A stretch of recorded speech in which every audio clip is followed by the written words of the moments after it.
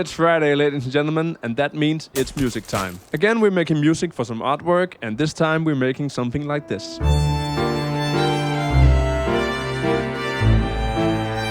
Before you think, oh no, that's classical music, that's not for me. These techniques can be used in all kinds of music, so just follow me through this, and I'm pretty sure you might learn something. Or maybe not. The art today was made by Archie, draws a lot on Instagram. Go check him out. The art today reminds me a lot of the animation movies from Ghibli Studios, so why not make some music in the style of Joe Hisaishi, who is the main composer at Studio Ghibli. To make music like Joe Hisaishi, the main thing you need to have is a good melody. I'm gonna talk about this a lot, but melody is a key part of his music. You need to make the melody lively, sophisticated, but also playful, you know? So I came up with this.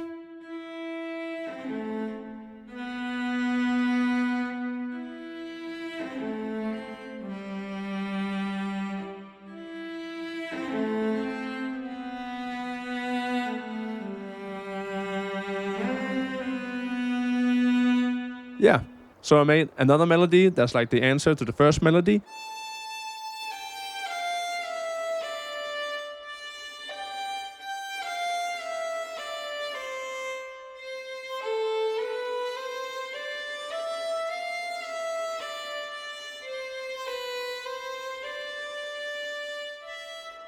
Now, when we're talking about melodies, I think it's time for some film scoring tips. Oh, hi, and welcome to Film Scoring Tips with me, Mickey. When dealing with melody in film scoring, you don't have to be overly complicated about it, really. You don't have to think that every scene needs some new music. You can just use the same music, but in a different variation. For example, Joe Hisaishi or John Williams, they make a really good theme for the movie, and then they use it throughout the movie in different variations. So instead of thinking that you need new music for every new scene, you can just make a really good melody and vary it a little bit. For example, you can take this melody and you can remove the end note.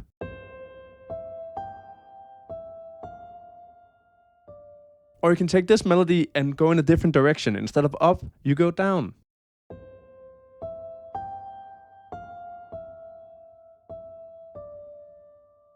You can make a whole track this way, just varying the melody you already have from the start. That way you can just use techniques instead of being overly creative all the time and creating. Just use a melody and vary it. If you watch the Studio Ghibli movies and listen to the music, it's a lot of the same theme that comes again, but in different variations. And that's a really good thing, because now you have some music to connect to the movie, instead of a lot of different music in all the different scenes. That way, when you go out the theater, you remember the music from the film. That's a tip. Now back to the music. Now we have the melody, now we need some chords under it. To get that Japanese Ghibli feeling, you need to have some jazzy chords. And furthermore, other than jazzy chords, you also need some chordal harmony. Chordal harmony is when you take a chord and you voice it in fourths and fifths. For example, the first chord I play is a D minor 7, but I played it in such a way that there is an interval of a perfect fourth.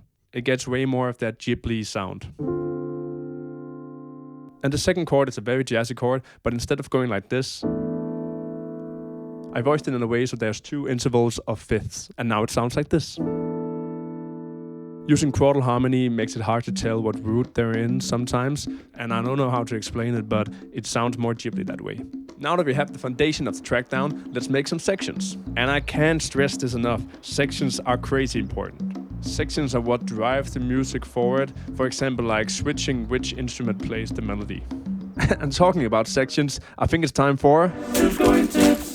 Oh, hi, and welcome to Scoring Tips with me, Mickey. Number 2. If you're having difficulty making different sections in the music, just think about using different techniques. For example, you can have a section where it's pizzicato, or you can have a section where it's very slowed down, or you can have a section where it turns to minor instead of a major, or a modulation, or a time signature change. All kinds of things you can do. Again, like the first film scoring tip I gave, you don't have to be overly complicated about it.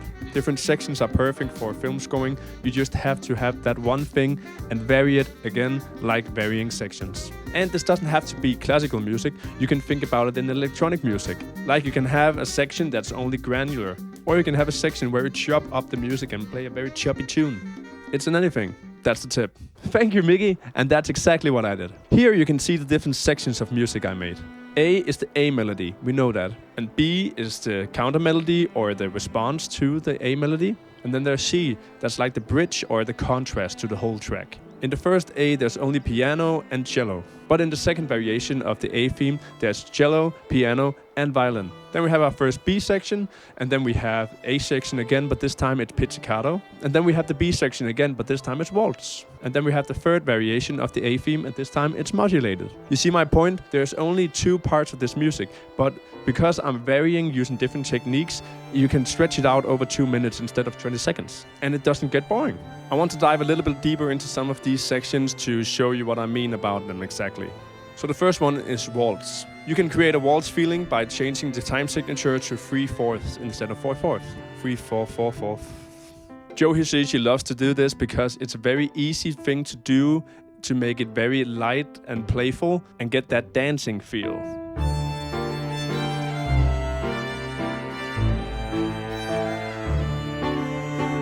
If you think it's very daunting to change your time signature and you're working in a DAW, just go into automations and change the time signature to 3/4. And from that point on, don't listen to the earlier music, just follow the grid in the 3/4 and then you can modulate back to the 4/4 afterwards. And then, when it's all done, you listen to it. That way, if you're not used to hearing different time signatures, you don't confuse yourself too much. The second one is modulation. Now, this track is in C major and I modulated to E flat major. And now that we're talking about modulation, I think it's time for some film scoring tips. Oh, hi, and welcome to Film Scoring Tips with me, Mickey, number 3. When modulating, there's an easy tip you can use that always works if you want to modulate really. For example, in this track, when we want to go from C to E flat major, if you just change it, it sounds very abrupt and not good at all.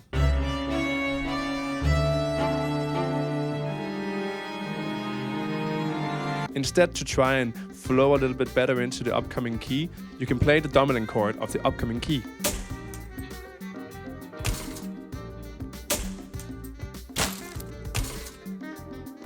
For example, here, where we want to go from C to E flat major, we want to play the B flat major. And if you really want to hit, you play the 7th of the B flat. So it's a B flat major 7th chord. Now it sounds like this.